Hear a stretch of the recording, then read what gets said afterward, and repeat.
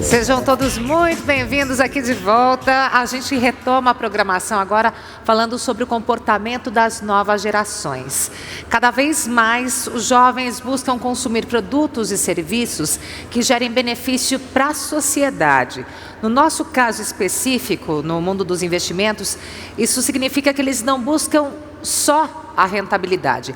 Eles estão à procura também de ativos com os quais se identifiquem, conciliando então propósito e retorno. Nós vamos receber agora aqui 4 convidados que vão explorar esse tema. Eu convido ao palco Alexander Albuquerque, CEO do Banco Maré, Eli Horn, fundador e presidente do Conselho de Administração da incorporadora Cirela, Fernanda Camargo, sócia fundadora da Right Capital Wealth Management, e Sônia Favaretto, diretora de imprensa, sustentabilidade, comunicação e investimento social da B3.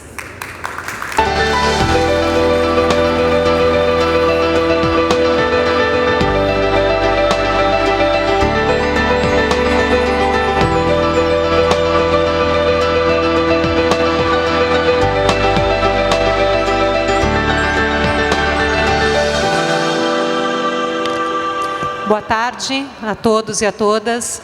É um prazer muito grande estar aqui, agradecer muito a Ambima aqui pelo convite e por inserir um painel tão relevante num congresso tão relevante, né? Eu acho que o tema que a gente vai falar hoje, que eu tenho aqui o desafio de mediar, é essa questão do propósito, né? Da rentabilidade do propósito e de como esse cenário vem mudando e quais são aí as linhas de contato ou não entre investimento social e investimento de impacto. Então é uma alegria muito grande estar aqui.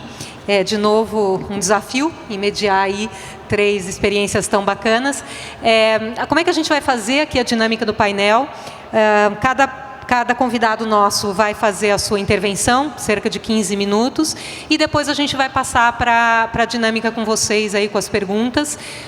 Tenho várias aqui também, acho que é um assunto instigante, e as perguntas são, como vocês já estão brifados aí do Congresso como um todo, pelo tablet, tá? Então eu vou gerenciando por aqui, e a gente tem aí um papo bom na próxima 1h até as 3h30. Então, muito obrigada a vocês por estarem aqui, disponibilizar o tempo. E a gente vai começar direto aí para aproveitar com o Alexander Albuquerque do Banco Maré, contando para a gente essa bela experiência. Por favor, Alexandre. Obrigado. Boa tarde a todos. Vamos começar. Eu sou analista de sistemas e minha melhor característica não é essa. Na verdade, eu sou carioca e flamenguista. Estou morando em São Paulo por causa do Maré há quase 1 ano. E vocês sabem que carioca morando em São Paulo nada mais é do que refugiado de guerra. Mas no final de 2016, eu, inquieto no Rio de Janeiro, identifiquei um problema. Quando eu fui no Complexo da Maré, no Rio de Janeiro, que fica ao lado da Faculdade do Fundão, da Federal, e do Aeroporto do Galeão, que os moradores da Maré, na verdade eu fui lá para montar um projeto para ensinar os meninos da Maré a programarem. Mas, para minha surpresa, descobri que no Complexo da Maré, onde moram aproximadamente 200 mil pessoas, não tem escola de ensino médio, só de ensino fundamental. E aí o projeto ficou inviável. Nós conversamos com o secretário de Educação naquela época, mas o secretário disse que tinha uma escola, mas não sabia o nome. E até hoje ele não descobriu o nome da escola. Então os moradores me perguntaram se eu não poderia ajudá-los com outra questão, que era o fato deles não terem onde pagar contas. Eles tinham que pegar um ônibus e ir até os bairros vizinhos de Olaria, Bom Sucesso e Penha para pagar uma simples conta de luz, água, telefone, e isso custava tempo, 4 horas para ir e voltar, e mais a passagem de ônibus, só para pagar uma conta de luz. Então eu fui estudar mais como resolver isso. E aqui em São Paulo, eu conheci o Maher Salal. Maher Salal nada mais é do que um engenheiro de segurança do Twitter na Califórnia. Eu expliquei para ele o que era o projeto e ele adorou a ideia. Acho que ele não sabia o que era maré e por isso ele aceitou. E nós começamos a desenvolver junto com o Lídio, que era CTO da Sambatec na época, a maior empresa de streaming da América Latina, e hoje ele é CTO da Amazon para a América Latina. Naquela época eu estava investindo em Bitcoin, gostava de ganhar algum dinheiro naquela época, né? Hoje nem tanto, mas a tecnologia por trás, o blockchain, me fascinava muito. Então nós criamos uma solução para resolver esse problema através de um aplicativo mobile. Mas tivemos que estudar mais. Imagine que são 2 cariocas e um francês. Então assim, não tem muita inteligência no negócio. Nós precisávamos ouvir os moradores. Então fomos para dentro da Maré para ouvir os moradores. E descobrimos algumas coisas. Primeiro, claro, o problema é que eles não tinham para onde pagar contas. Descobrimos que 2,5 bilhões de pessoas no mundo não têm conta em banco. Para vocês terem uma ideia, só no Brasil são 55 milhões de brasileiros que não têm conta em banco, são desbancarizados. E esse número de brasileiros movimentam por ano 665 bilhões de reais em dinheiro todos os anos. Hoje, 11 milhões de pessoas moram em favelas no Brasil, metade desse número só na região sudeste, Rio e São Paulo. Para vocês terem uma ideia, só o Rio de Janeiro tem 6,5 milhões de habitantes e 2 milhões de pessoas moram em comunidades.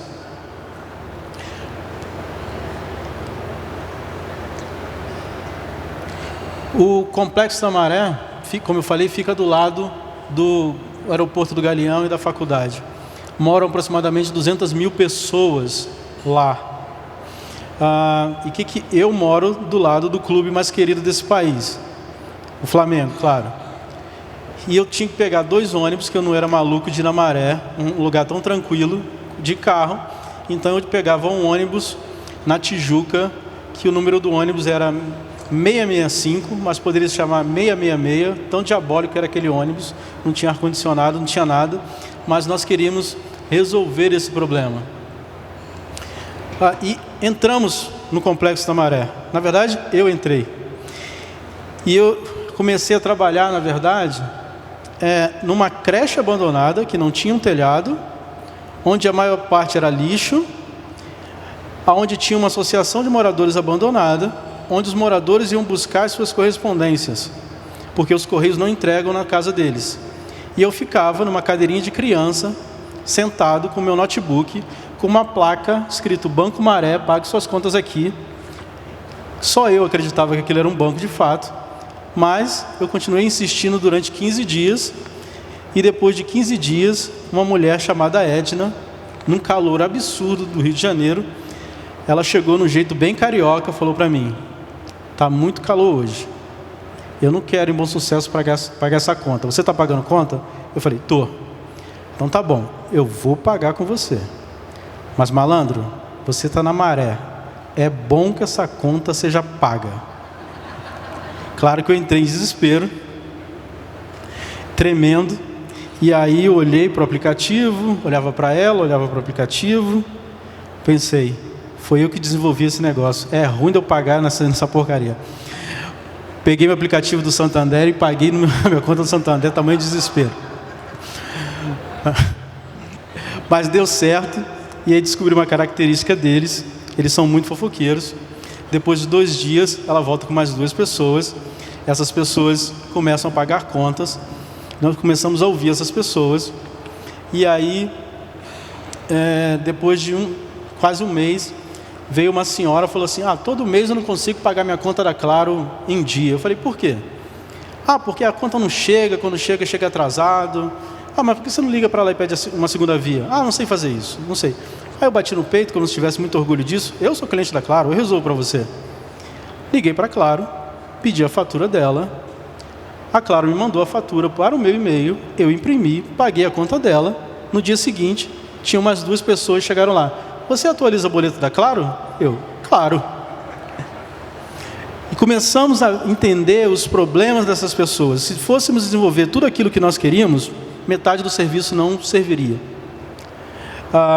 E até foi curioso que depois a TIM nos procurou, depois de um tempo: nós queremos fazer uma parceria com vocês.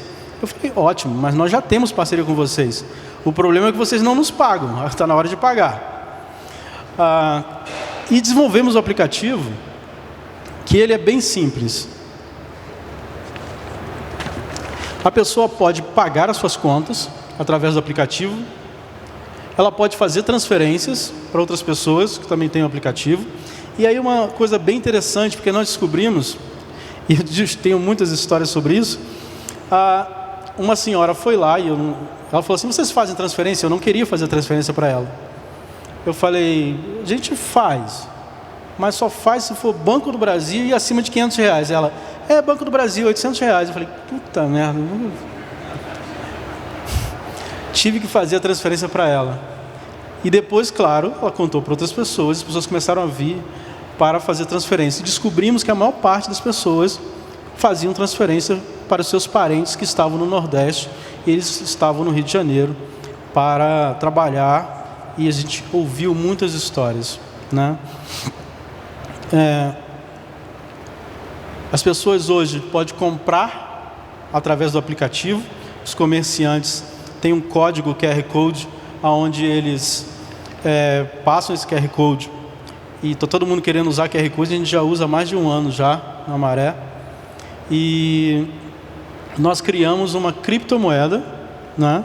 A ideia é que ela fosse liberada e tivesse, mas imagine alguém um dia recebeu o salário mínimo, no outro dia a moeda está valendo 2.000, mas não pode estar valendo R$500. Ou seja, seríamos expulsos dali rapidamente. E a moeda foi criada, e aí eu estudei na FGV e chamei alguns amigos para me ajudarem. Eles falaram assim, coloca o nome da moeda de Timbal, que foi a primeira comunidade da Maré. E eu fui lá dar essa ideia, eu quase apanhei, porque são 17 comunidades, cada um queria o nome da moeda da sua comunidade. E quando um senhor levantou a mão e falou, já que você quer homenagear aqui, coloca o nome de Palafita, porque todas as primeiras casas aqui foram criadas em palafitas às margens da Baía de Guanabara. Depois descobri que palafita existe no mundo inteiro. Eu deveria ter ouvido ele primeiro ao invés de ir na FGV.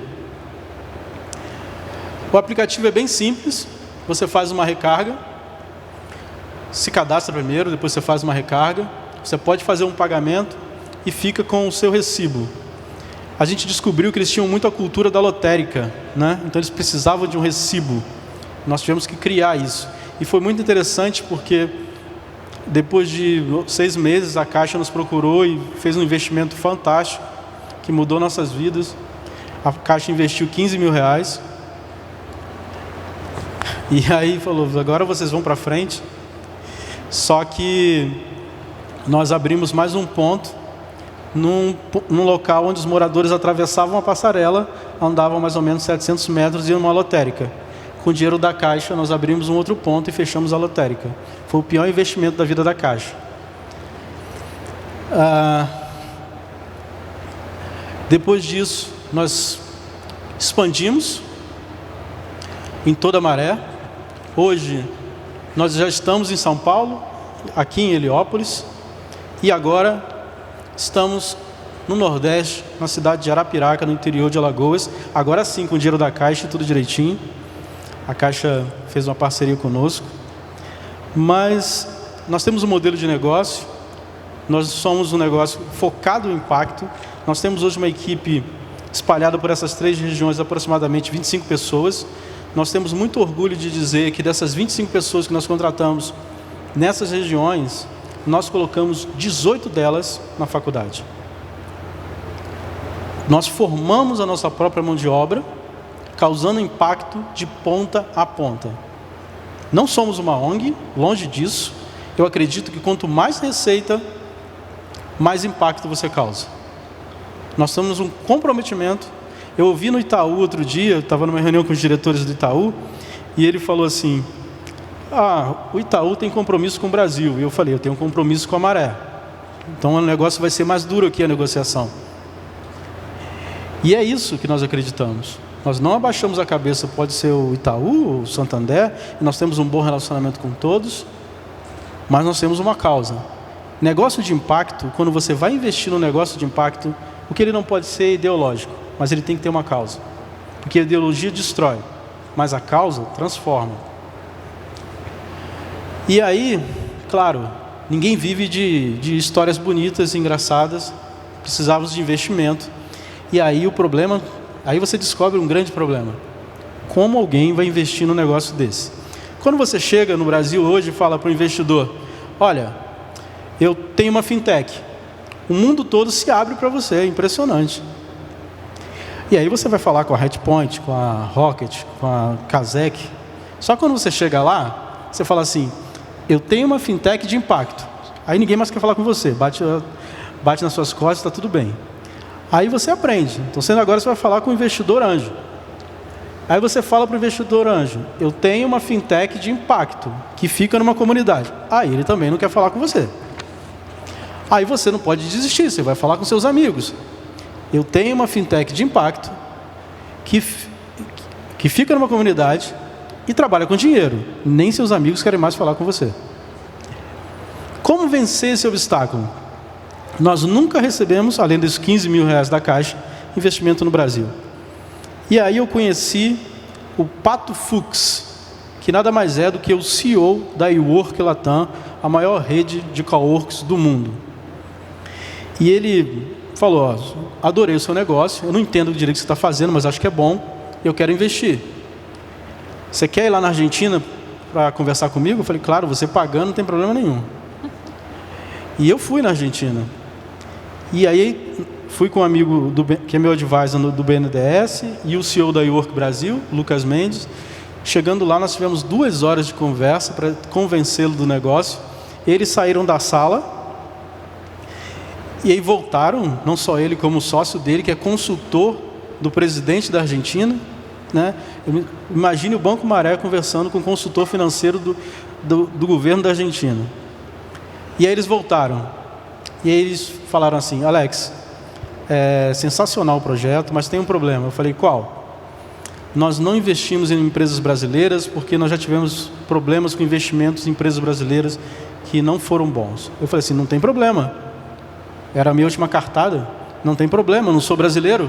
Ele, como assim? Não, eu sou carioca, é pior do que brasileiro. E vocês são os cariocas da América Latina. Então, se vocês quiserem investir na gente, vocês precisam ir no Brasil, precisam ir na Maré, olhar o que nós estamos fazendo, e aí vocês investem. Por incrível que pareça, ele acreditou, aceitou, e foi na Maré, nunca entrou tanto dinheiro de uma vez só na Maré, porque os caras são bilionários, e resolveram investir. Então nós conseguimos escalar através da eWork Latam, e hoje eles são sócios no negócio, mas existe um grande gap de negócios de impacto no Brasil, porque os negócios não conseguem captar no Brasil. Nós conseguimos investimento fora do Brasil, conseguimos investimento através da Fundação Bill e Melinda Gates e da JP Morgan. Estamos agora preparando uma rodada de $2 milhões com a Catalyst, que é um fundo de investimento estrangeiro, mas nós não conseguimos investimentos no Brasil. E olha que nós somos uma das empresas hoje, eu me arrisco a dizer, mais disruptivas aqui no Brasil. Porque poucas empresas, aliás, nenhuma empresa atua nas regiões que nós atuamos. E nós hoje temos parceria com Itaú, com a R3, com a TIM, com a Vivo.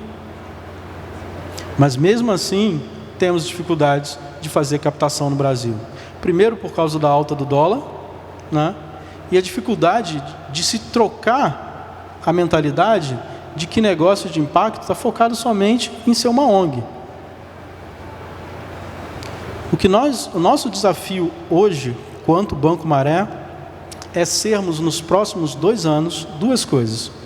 Porque nós somos hoje uma instituição, um meio de pagamento. O primeiro banco, registrado no Banco Central, a ter uma sede dentro de uma favela. Isso nós vamos fazer em 2 anos. Contratamos advogados, e advogado é um negócio caro, eu não sabia. Ou eles te ferram, ou eles te cobram algum dinheiro.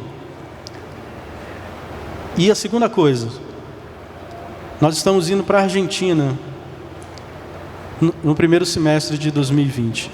Nós vamos ser um dos maiores meios de pagamentos da América Latina. Isso tudo em 4 anos. Por quê? Porque nós acreditamos que mudar a vida das pessoas e ganhar dinheiro com isso, não existe problema nenhum. O problema é que nós achamos, quando você está cobrando por um serviço de uma pessoa que não tem aquele serviço, nós achamos que é errado. Não, é certo. Como diz o pessoal, aqui tem muitos investidores, não existe almoço grátis. Né? Alguém tem que pagar a conta. E é muito triste quando eu vou em Arapiraca e eu tenho que contratar 2 pessoas em Arapiraca, e eu tenho que passar 15 dias em Arapiraca a contratar, porque ninguém quer ser contratado, porque prefere ficar no Bolsa Família. Nós não podemos contratar ninguém que não seja carteira assinada. É muito legal quando você contrata pessoas em Arapiraca, no interior de Alagoas, e ela aceita sair dessa realidade e deslumbrar algo melhor para a sua vida. O que nós queremos quanto Banco Maré? Eu passei aqui, nós temos hoje parceria com a CloudWalk, nós temos um cartão pré-pago, porque os moradores, eles querem sair dessas comunidades e comprarem no shopping, então nós temos a parceria com a Mastercard hoje. Em cada boleto que nós pagamos, nós cobramos de quem nós processamos, e estamos lançando uma tecnologia nova, com parceria com a R3, com a Multiledger, chamada DirectPay, que vocês vão saber em breve, eu não posso falar muita coisa. Nossos parceiros hoje é o Facebook, nós somos uma das primeiras empresas no mundo a serem aceleradas pelo Facebook. A CloudWalk, que é a empresa de processamento das nossas máquinas de POS. Somos 5 sócios. Essa é a nossa equipe de front. São os nossos advisors. O que nós queremos quanto Banco Maré? Nós queremos criar soluções, mudar a vida das pessoas, criar impacto, e que a vida das pessoas seja cada vez mais simples. Criar tecnologia de ponta como o blockchain do Corda, para quem realmente precisa dessa tecnologia. Causar impacto e usar a tecnologia para mudar realmente a vida das pessoas e ter casos de uso realmente reais.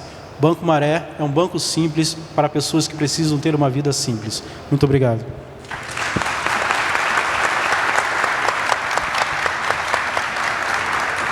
Alexander, super obrigada. Acho que você já deu um panorama muito bom aqui de várias questões que a gente tem para fazer no tema. E aí, né, Fernanda, ninguém melhor do que você para vir na sequência, porque eu acho que ele levantou uma série de questões do investidor. E a gente tem aqui o investidor para falar com a gente.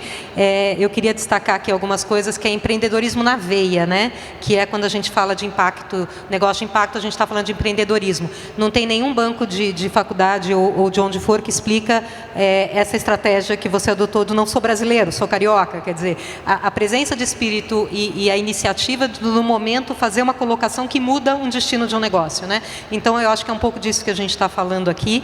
E aí, antes de passar para você, eu tenho aqui uma pesquisa, e à medida que for tendo ganchos no painel eu vou trazer, para te colocar essa questão do investimento de fora, né? É uma pesquisa do Panorama do Setor de Investimento de Impacto no Brasil, você certamente conhece, 2016-17, que dos 33 respondentes da pesquisa, 12 possuem sede no Brasil e 17 são internacionais. Então, acho que aqui esse é um ponto que ele colocou, e aí eu quero que você... te ouvir agora. Fernanda, super obrigada. Right Capital, por favor. Obrigada pelo convite, é uma honra. Bom, quando você falou, nós vamos falar de propósito, então, eu acho que antes de contar, né, como é que a Right nasceu, acho que é importante contar do caminho, porque eu acho que a gente se torna aquilo que a gente faz. Então, tem um caminho para chegar aqui, né? Eu trabalho no mercado financeiro desde sempre. Acho que desde que eu tinha 16 anos eu estava fazendo estágio numa corretora. Eu tinha que ganhar dinheiro cedo. E fui trabalhar cedo lá fora, em banco grande lá fora, voltei para o Brasil, vim trabalhar em tesouraria de banco internacional. E então eu tive sempre esse caminho muito dentro do mercado. Paralelo a isso, eu sempre tive uma busca espiritual muito grande. Então eu acho que isso vem de cada um e depende do momento de vida que a gente está vivendo. Mas para mim isso veio muito cedo. Então chegou um momento lá na vida que eu já tinha procurado budismo, cabala, tal, estava procurando respostas, e eu me questionava se eu queria mesmo ficar no mercado financeiro, porque eu falava, será que eu estou no caminho certo, né, estando aqui? E tinha um dos mestres budistas que falava, não, você está exatamente onde você tem que estar, um dia você vai entender, né? E foi indo. Em 2002, eu conheci o Roger Wright, né, que algumas pessoas aqui conhecem, foi uma pessoa muito especial. E lá eu fui trabalhar com gestão de patrimônio, que na época era para mim, pelo menos, era uma novidade. E eu já achava muito legal o fato de a gente poder cuidar das famílias, estar do lado das famílias, para mostrar todo o universo de investimento, estando de um lado só. Em 2009, o Roger faleceu, né, num acidente de avião.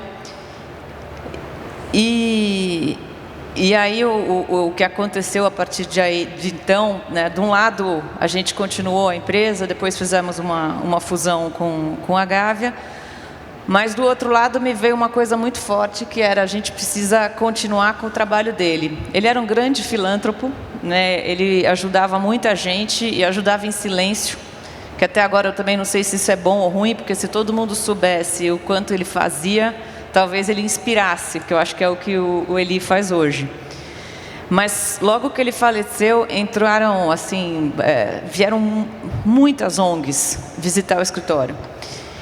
E eu falava, e agora, né? O que nós vamos fazer? E meus sócios falavam, olha, não dá para a gente, né, ou a gente cuida do escritório, ou você vai cuidar de ONG, os dois não dá. E aí eu falei, bom, eu pensei, falei, então vou fazer uma pequena ONGzinha, assim, para pelo menos dar continuidade em alguns projetos que ele já tinha começado. E aí fui atrás de criar o que seria, se seria uma fundação, uma OCIP e tal. Nesse caminho, as ajudas começaram a vir do além, né? Então, eu lembro que na época o grupo de advogados que veio nos ajudar, a Lila Hu, que veio e falou, a gente vai ajudar vocês sem cobrar. A Viviane Sena falou, eu dou todo o meu expertise que vocês precisarem. O irmão do Roger na época falou assim, você vai montar uma ONG em homenagem ao Roger, o que vocês levantarem a gente dobra. Eu falei, então se prepara porque você vai ficar sem dinheiro, né? Não vai sobrar nada. E outros amigos vieram, a gente começou um negócio que chamava Live Right, né? O Live Right, no início, a gente queria continuar com vários projetos que o Roger tinha. E no final o que aconteceu é que essa ONG, os mesmos empresários que ele tinha unido na época para trazer as Olimpíadas para o Brasil, vieram e falaram, olha, foi o Roger que nos uniu para trazer as Olimpíadas para o Brasil, a gente quer prestar uma homenagem. Já que você fez já a ONG, a gente não pode se unir e ajudar isso? Então, de repente, a minha mini ONGzinha virou uma mega ONG. E aí a McKinsey veio ajudar e tal, e a gente decidiu, então, que ia focar só em esporte. E eu estou contando isso para dizer o seguinte, a Live Right existiu, né, de 2009 até 2014, ela existe ainda, mas a gente não pôde continuar.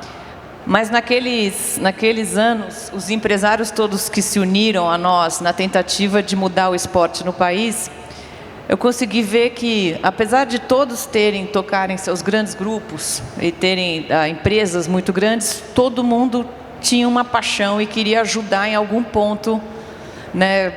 Então, aquilo ali era os apaixonados por esporte, mas existiam outras. Então, naquele momento, um desses membros do conselho chegou para mim e falou, olha, né, eu queria pegar uma parte do meu patrimônio e investir em negócio social que gera lucro, mas resolve a vida das pessoas. E eu falei, 2010, o que é isso? Aí ele falou, olha, negócio social, né? Eu fui atrás do que é isso. Isso estava nascendo no Brasil, né? Acho que a Vox tinha acabado de nascer, Move também, era muito novo.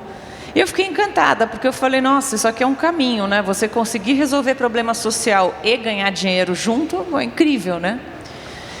E aí, na época, eu lembro que a gente não sabia como ia fazer, porque eles queriam investir num negócio pequenininho de educação, só que tinha que ser através de um FIP. E o combinado com a família é que nunca mais nenhum retorno, nenhum juros, nenhum dividendo, nada voltaria para a família. Tudo seria reinvestido em outros negócios de impacto.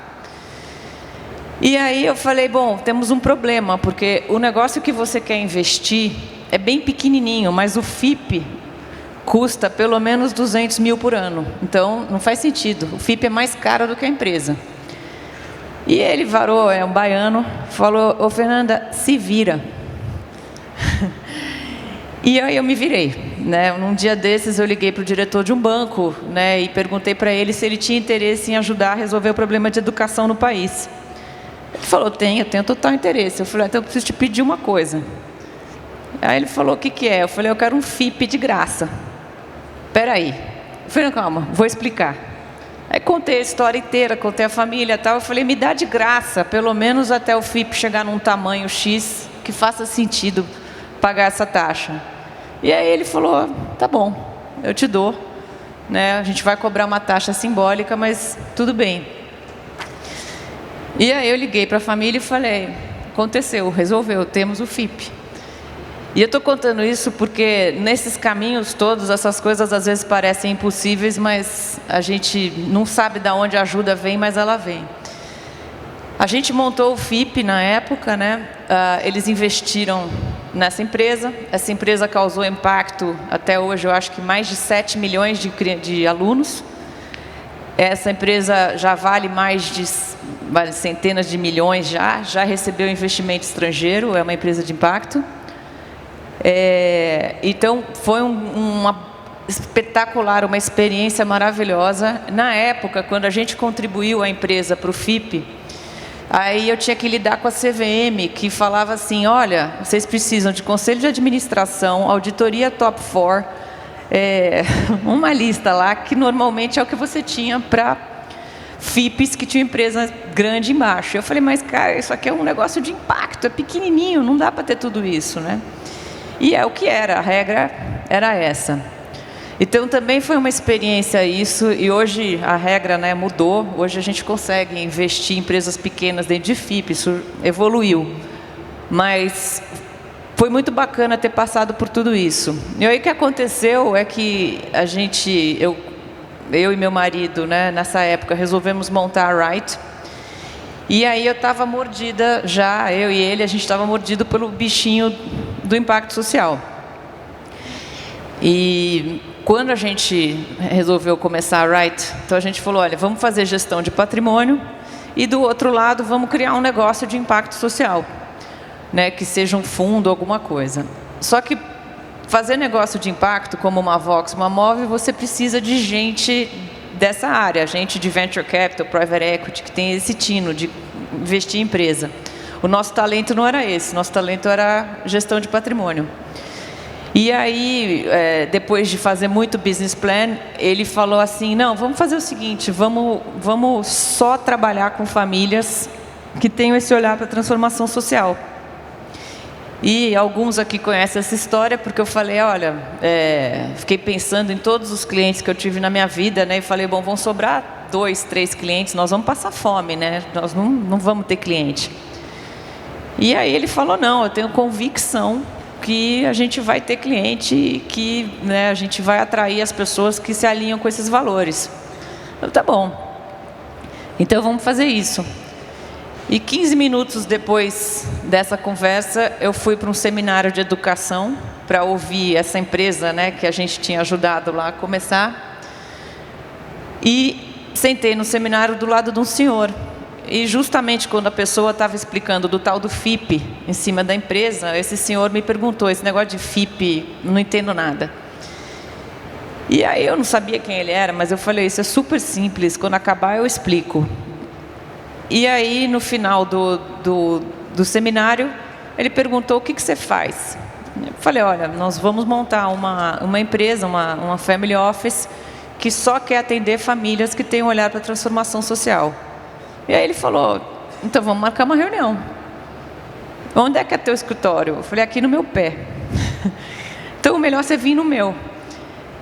E aí, quando ele me deu o cartão, eu falei, nossa, né, mas o senhor já não tem o Family Office? Não, vamos conversar. E aí, a história foi que, né, 15 minutos depois da gente ter feito a escolha de só trabalhar com esse tipo de famílias, eu brinco que o universo nos mandou assim, uma bênção, porque Ele entendeu o que a gente estava fazendo e foi o nosso primeiro cliente. A gente se comprometeu, então, em ter uma gestão state of the art, de um lado, né, gerir o ativo, né, o melhor que a gente puder, para poder ser diferente. Porque a gente não podia ter uma gestão média e querer fazer diferente. A gente tinha que fazer, né, direitinho dos dois lados. As outras famílias que vieram foram todas histórias muito mágicas e, né, tem algumas coincidências, né, algumas sincronicidades, mas foi um caminho muito legal. E hoje todas as famílias que estão na Wright, o que a gente combinou é que 1% do patrimônio está investido em fundos de impacto social. O que aconteceu no caminho é que esse 1% foi ficando grande e o Brasil ainda tem poucos fundos de impacto. Então, a gente não podia ser muito grande em nenhuma dessas gestoras. Então, a gente falou, bom, e agora, né? Aí a gente resolveu, então, ir para dentro, ajudar o sistema. Então, a gente tenta chegar nesses gestores e fazer o máximo que a gente puder de, olha, vocês querem ajuda no modelo de partnership, retenção de talentos. A gente junta esses gestores com os maiores fundos de private equity do mundo para falar de processo, para explicar, ó, legal que vocês têm propósito, que vocês querem ajudar, mas para ter processo, precisa ser tão bom como General Atlantic, como TPG e tal, para a coisa ter sucesso. E aí a indústria está vindo, está nascendo, né? Esse ano alguns novos fundos de impacto vão nascer, a gente aprovou outros grandes fundos. O que você falou é verdade, né? Tem muito mais dinheiro lá fora do que no Brasil. A gente só investe através de gestores, a gente não investe na empresa direto, porque realmente é um caso bem legal o seu.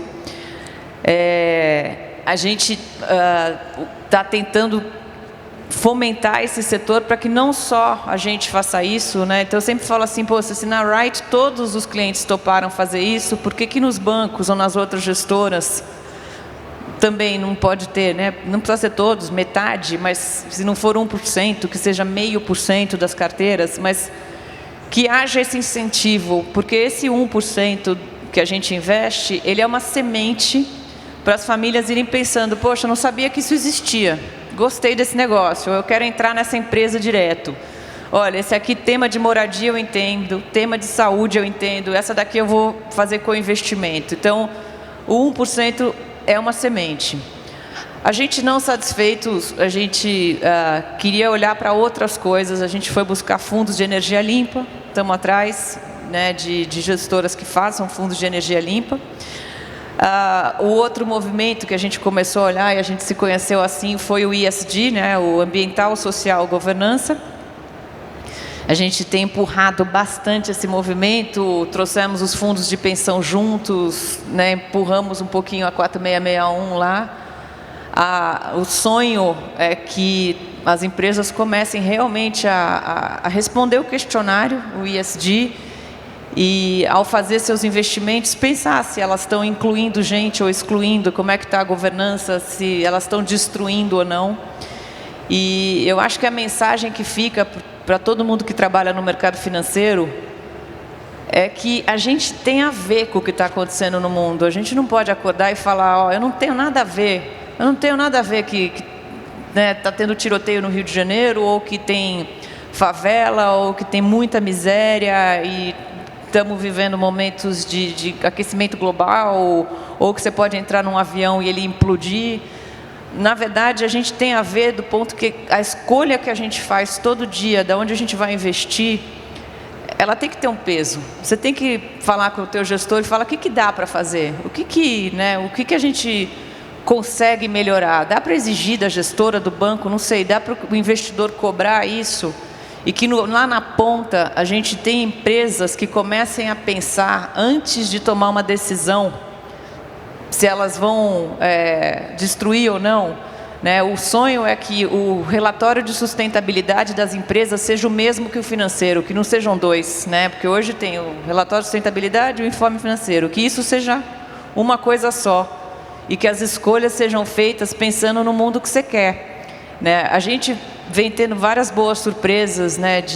A gente fala muito disso, provoca a indústria inteira, né? Mas às vezes me liga alguém e fala assim: eu tive um filho e agora eu estou entendendo o que você está falando, porque eu não sei que mundo ele vai viver. E eu acho que é isso que a gente tem que pensar: que mundo a gente vai viver, que mundo a gente quer. O mundo está muito pior do que o que era quando a gente era pequeno, né? Então, eu acredito na filantropia, acredito que a gente tem que, né, eu sempre falo isso, que eu acho que até a linha da dignidade a gente é filantropia. Mas, acima disso, eu acho que os negócios resolvem problemas sociais. E se a gente usar a criatividade que a gente tem, porque no mercado financeiro estão os maiores talentos, né? Se a gente usar essa criatividade para resolver problema social, o Brasil é um mar de oportunidade. A gente tem muitos problemas em alta escala. Então, dá para resolver problema e ganhar dinheiro. Então, assim, é isso. Eu acho que a mensagem é essa. Lá na Wright, a gente não tem uma área de impacto, a gente pensa nisso em todas as áreas. Essa é a mensagem. Obrigada. Ok.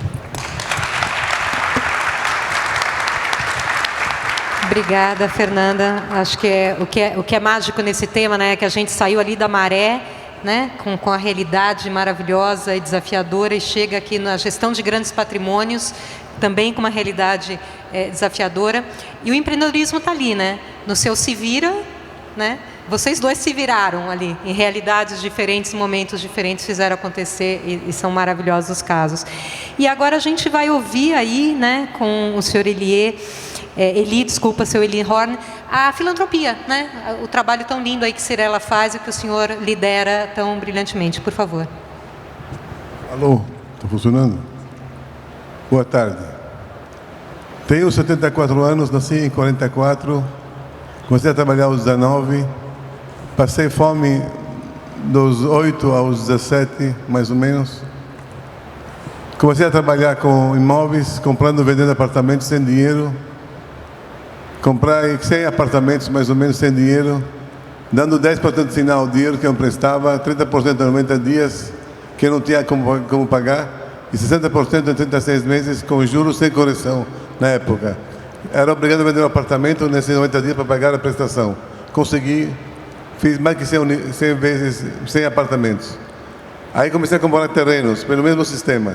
Comprava um terreno com sinal, 90 dias, 30%, pegava esse terreno, permutava com uma consultora, pegava apartamentos em troca, vendia para esses apartamentos, pegava promissório e ia no banco descontar e pagava a dívida. Isso foi muito bem, em termos de valores. Comecei a zero, aos 25 anos fiz $100 mil, aos 30 fiz 25 milhões de dólares, depois foi crescendo devagar.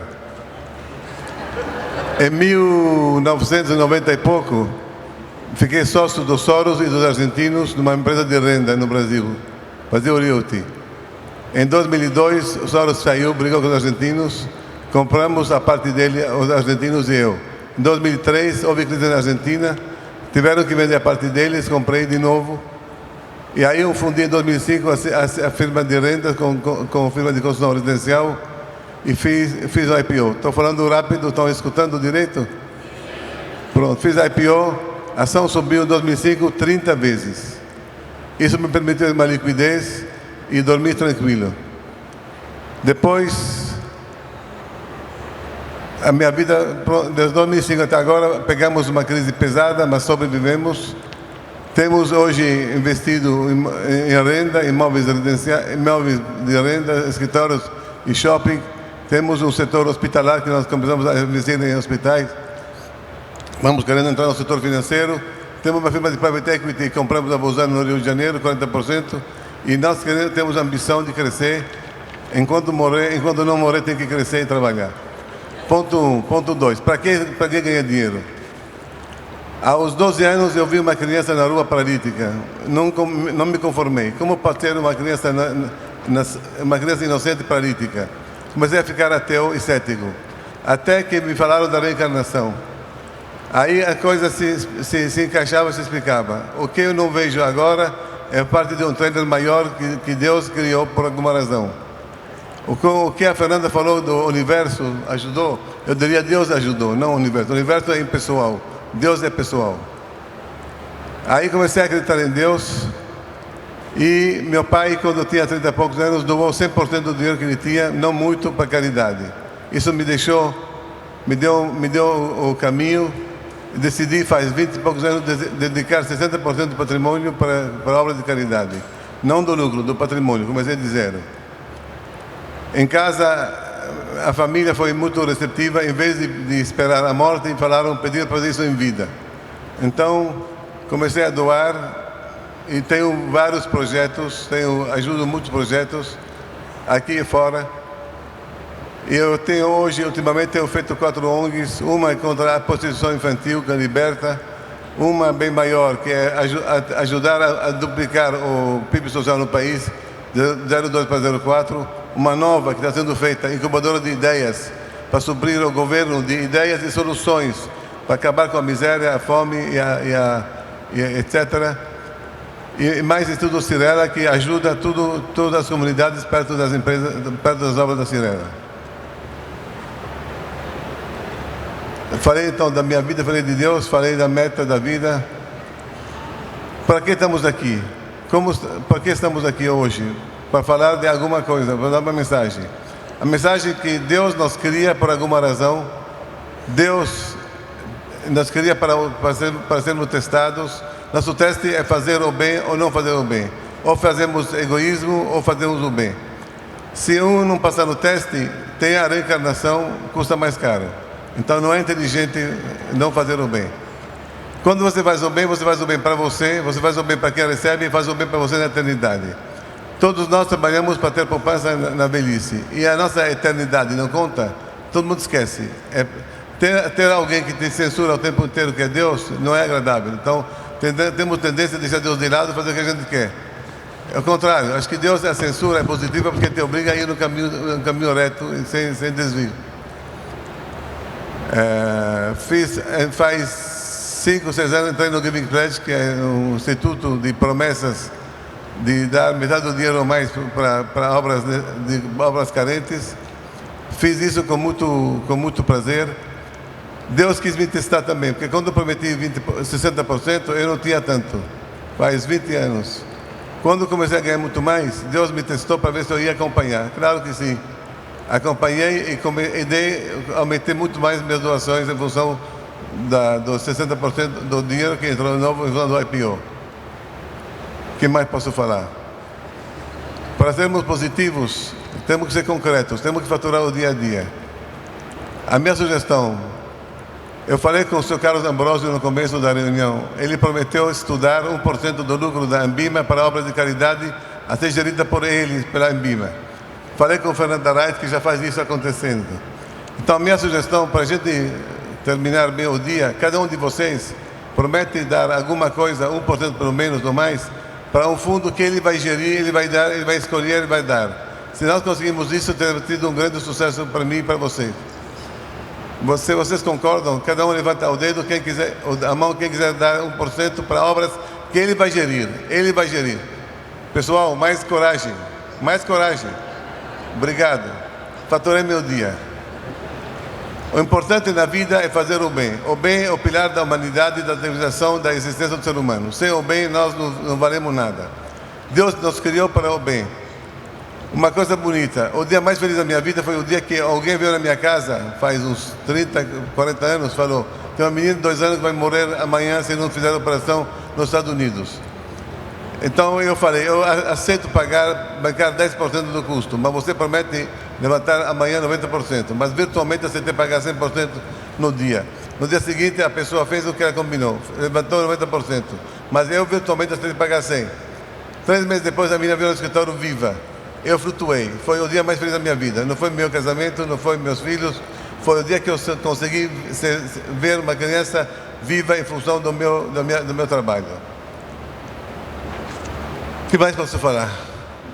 Eu falo um pouco rápido demais.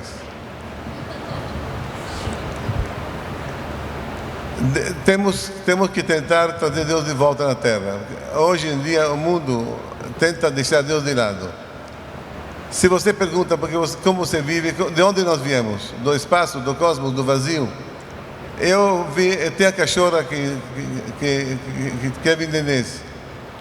Se não me engano, teve 7 nenês e tinha 6 tetas, se não me engano. E uma das cachorras era doente. Então, a cachorra ela afastava a doente para dar leite para os que estavam bem de saúde. E se eu tentava me aproximar dela, ela me mordia. 10 meses depois, acabou o parentesco. Como é possível que essa cachorra tenha tantos instintos de sobrevivência, instintos de escolher o bem do mal dos cachorros, e depois o parentesco termina depois de 6 meses? Esse é um exemplo. Outro exemplo, são vários exemplos que você tem na vida de concluir que Deus existe. Se Deus existe, Ele me criou do nada para alguma coisa. Me criou só para fazer o bem. A mim e a vocês. Nossa obrigação é fazer o bem. Nunca faz mal fazer o bem. É win-win situation. Não tem nada contra. Ou você escraviza o dinheiro te escraviza. Se você deixa dinheiro tesourado na tua gaveta, ou vai dar para os filhos, você vai morrer pobre na eternidade. E a hora é muito difícil ser pobre na eternidade. É muito tempo.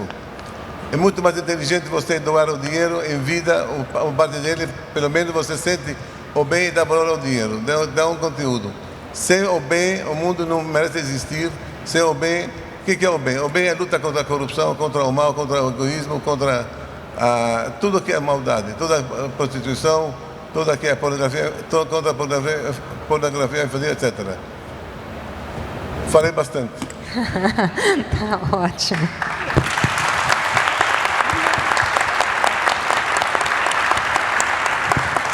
Eu disse no início que era um dos painéis mais desafiadores, né? Porque são experiências maravilhosas e são testemunhas maravilhosas. Parabéns, Sr. Eli, maravilhoso. E eu acho que o que a gente está ouvindo aqui, a gente tem 20 minutos, mandem as suas perguntas aqui e eu vou conversar um pouco com os nossos panelistas. A gente falou de propósito o tempo todo aqui, né? Você trouxe isso, Alexander, Eli, quer dizer, a gente falou o tempo todo de propósito, de algo que nos move e que passa por um recurso financeiro. E aí, maravilhoso, fazer o bem, o dinheiro não nos escraviza, e que viabiliza, então, a gente colocar em prática, por exemplo, Banco da Maré e essas outras iniciativas. Então, eu queria um pouco da sua reação, Alexandra, da sua também, Fernanda, a gente tem aí ainda uns 20 minutos, assim, como é que a gente conecta mais essas pontas, né? A gente falou de investimento de fora, a gente falou de investimento local, a gente falou de bons projetos, temos aqui as iniciativas maravilhosas da Cyrelo. O que está faltando para a gente impulsionar ainda mais o investimento de impacto, os negócios sociais aqui no nosso Brasil? Alexandre, você quer refletir um pouquinho primeiro? Primeiro, eu acho que é desafiador você investir num negócio de impacto. Como eu falei, você tem que distinguir o que é um negócio de impacto e o que é um negócio ideológico, né? Essa é a principal dificuldade. E também porque é muito novo no Brasil. Tá? A gente está falando de 5 anos. Né? O Facebook começou com uma aceleração agora. E as empresas... E o investimento já é difícil para startups que não focam em impacto. Imagine para empresas que estão começando agora. Eu acho que o principal desafio é esses fundos que estão sendo criados, descobrirem onde estão esses negócios, qual é a maturidade desses negócios, e que negócios como Maré, como Smart May e tantos outros que estão sendo criados, eles possam obter sucesso para que se crie uma confiança no ecossistema e sem vista, né, porque você tem poucos casos, na verdade, ainda, que tenham um grande sucesso. Você tem a Tem Saúde, que a Vox conseguiu sair, mas se você ver os investimentos que a Vox fez até hoje, nem todos foram à frente ainda, né? Que é um investimento que demanda tempo. Eu acho que a gente precisa ter um mecanismo, e isso a gente está conversando com a CVM hoje, que facilite essa comunicação do investidor com essas empresas. Tá? Tem que ter algum meio, uma B3 do social, onde você tem uma facilidade dessas empresas descobrirem quem são esses investidores e esses investidores descobrirem quem são essas empresas, né? Tem uma transparência maior, né, nessas negociações. E propósito muitas têm, né? Só precisa, como você mesmo disse, que elas saibam, as empresas de impacto, que você precisa ter os processos muito bem definidos, e não é porque você é uma empresa de impacto que você não precisa se preocupar com isso, né? Você precisa dar resultado tanto quanto uma empresa comum, só que você tem mais responsabilidade, né? Hoje eu tenho 25 funcionários que o salário que eu pago eles faz muita diferença do que eu pagaria para alguém que eu contrataria no Cubo, porque resolve vários problemas da vida deles. Então, a empresa de impacto ela tem outras responsabilidades, né, que é fazer o bem de ponta a ponta. Perfeito. Fernanda, compartilha um pouquinho a tua visão sobre isso também, por favor. Bom, acho que tem dois lados e um pouco é a característica do Brasil, né? A gente estava falando agora, o Eli estava falando de investimento em educação. Quando a gente conversa com os gestores de impacto, uma coisa é, eles falam, olha, a gente olha 1000 e tantos negócios para escolher 5. Você fala, caramba, meu, né? Ou seja, que se demonstra que o ratio no Brasil ainda é muito baixo, né, de negócios viáveis. Então precisa de educação e educação empreendedora, né?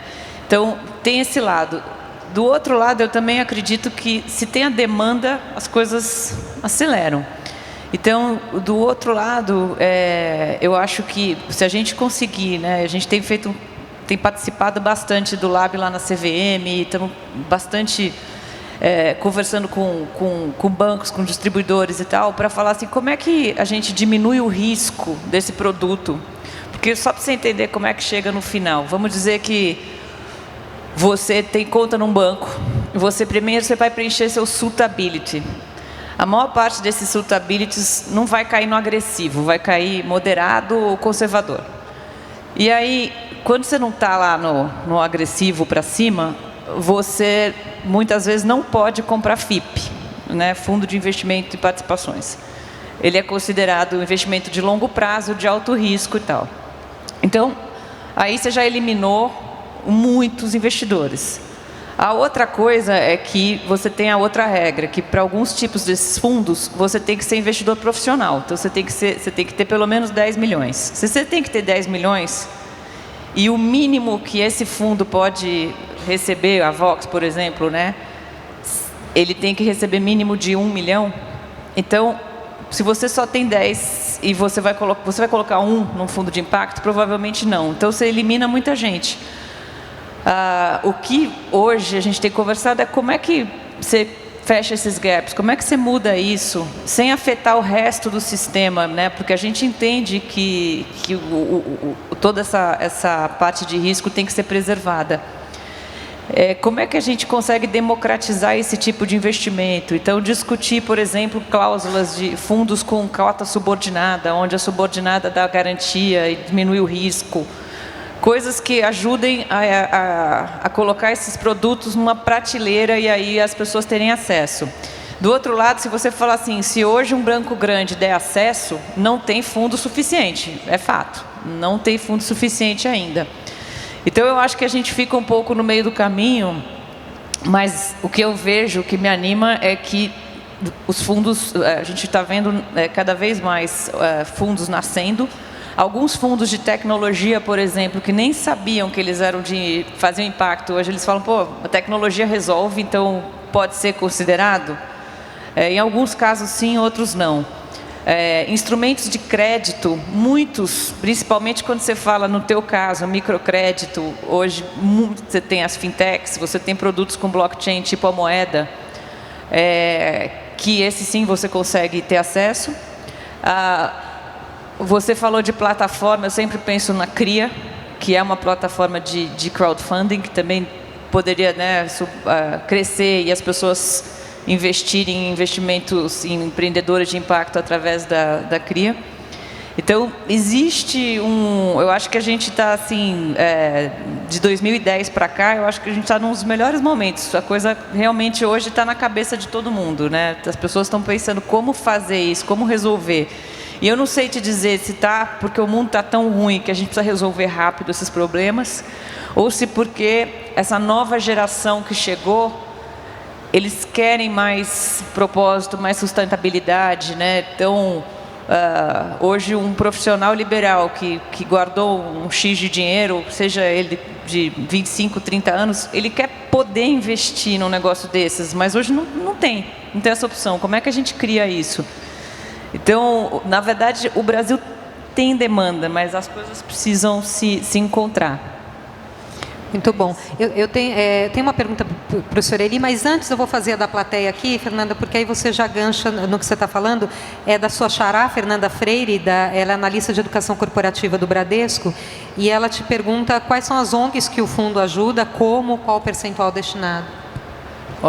Primeiro, não são ONGs, são fundos de investimento, não ajuda, investe.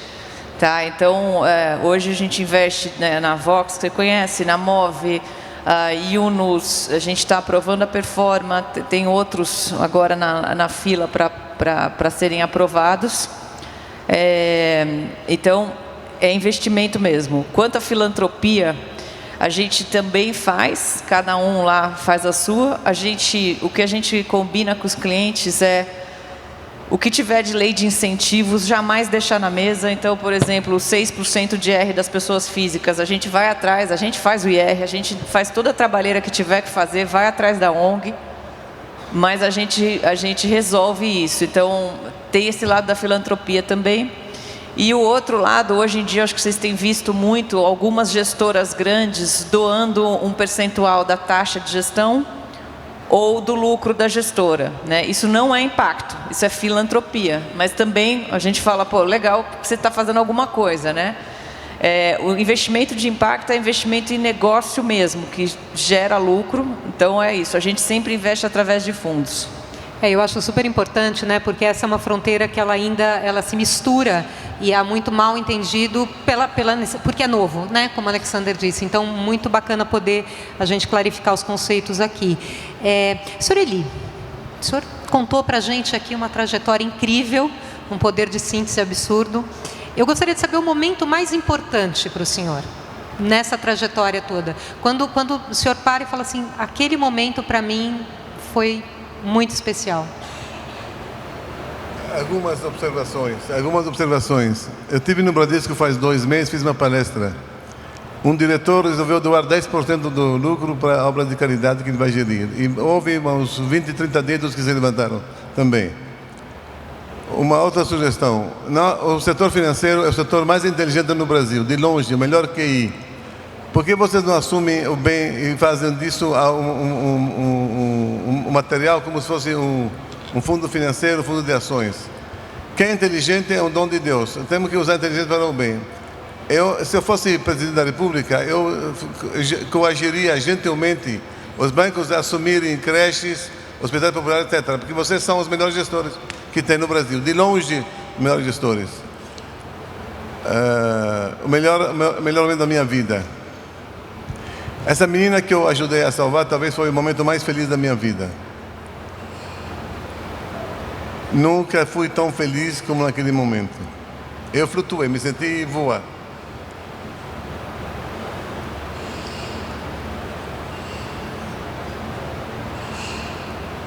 Eu acho que o momento mais importante vai acontecer, não agora. Quando eu morrer, no meu túmulo, alguém vai escrever: esse homem tentou fazer o bem. Se eu conseguir fazer o bem, terá sido válido. Eu acredito na eternidade, em Deus, vivo para a terra, vivo para o céu também. Então, acho que o meu momento melhor, mais significativo vai acontecer um dia depois da minha morte.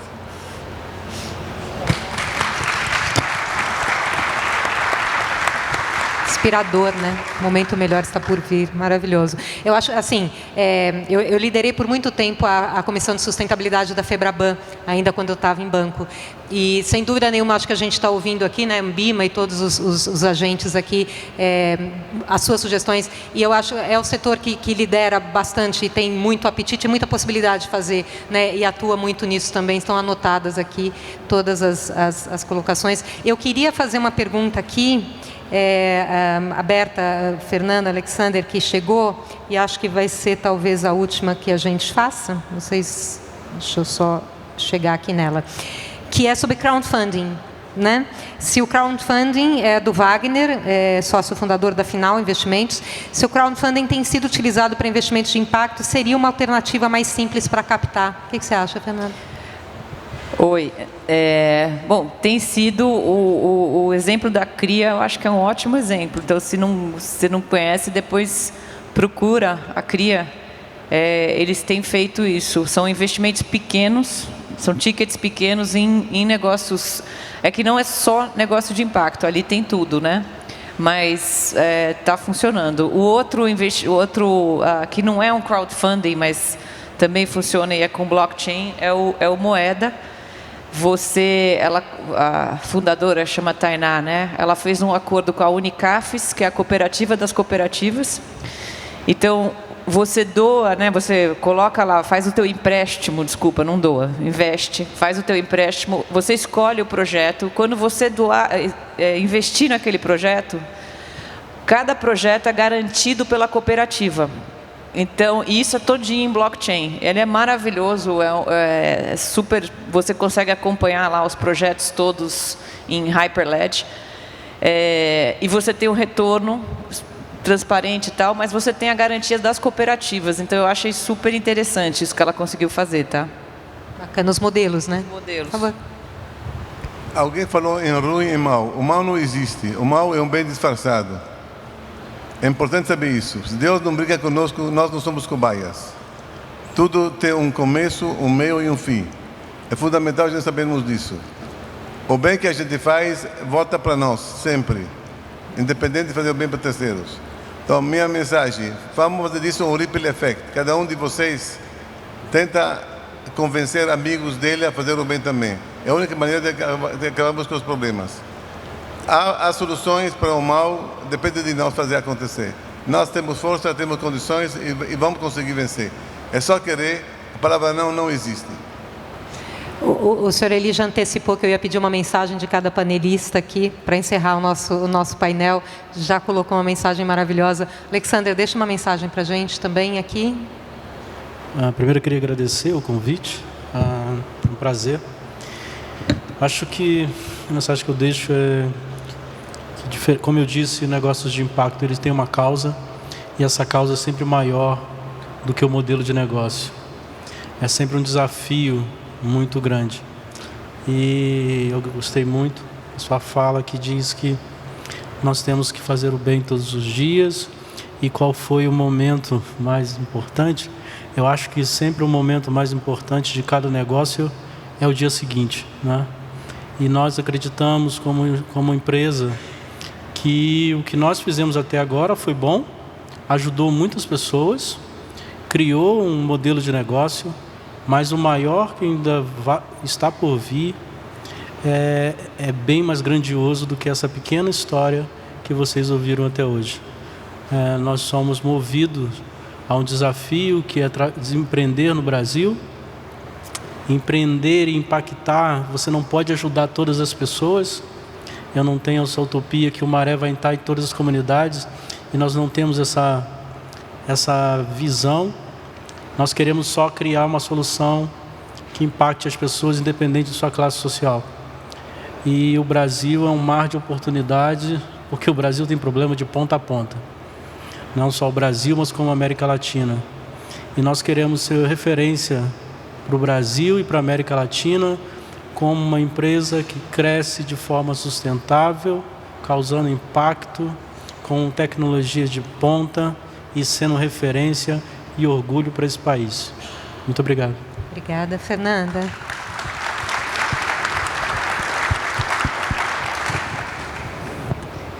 Bom, obrigada, Sônia.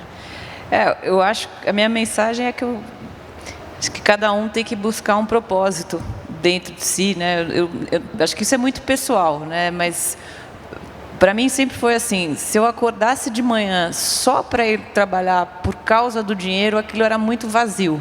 Eu ficava imaginando que eu ia acordar um dia lá velhinha e eu ia falar: será que eu vou lembrar desse dia? E quando a gente tem o propósito e a gente está o tempo todo tentando fazer mais, né? E meu marido sempre fala: que hora você vai fazer isso, né? Porque é muita, né? Quer ajudar bastante gente. Aquilo te preenche. Acho que é isso que ele sentiu, né? Cada vez que você ajuda alguém desinteressadamente, faz alguma coisa maior que você, aquilo te preenche, te dá uma felicidade inexplicável. Eu acho que a gente vive hoje num mundo muito egoísta, né? O capitalismo se tornou muito egoísta, é tudo, né, você ter. Eu acredito no ser, eu acredito que a gente tem que ganhar dinheiro, né, tem que ter sucesso e tal, mas a gente tem que ser, e, né, a gente só é se o outro é. Então, ter esse respeito com o outro, entender que a gente não está aqui do azul, alguém fez isso aqui, alguém fez isso aqui para a gente estar aqui, ter respeito pelo outro e buscar esse propósito, perguntar assim, por que você está aqui? Né? Por que a gente veio nessa vida? Fazer o quê?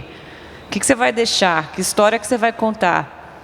É isso, eu acho que lá a gente está tentando fazer um pouquinho disso. Adoro ganhar dinheiro, adoro doar mais ainda. Até ganhar dinheiro. Super obrigada aos três. Eu gosto de encerrar as minhas mediações assim, pegando uma fala de cada um, né? E aí eu puxo do Alexander quando você disse que o que vocês querem é criar soluções, mudar vidas e de causar impacto. Fernanda me marcou quando diz: a gente se torna aquilo que a gente faz. E ele quando diz: ou você escraviza o dinheiro ou o dinheiro te escraviza. Então eu quero agradecer demais a vocês, parabenizar a Ambima por esse painel incrível, pela oportunidade de mediar. E eu acho que se a gente certamente vem para congressos assim para levar coisas, né? E eu tenho certeza que a gente está levando a mensagem de que o melhor dia é o que está para vir, né? Então, obrigada a todos vocês.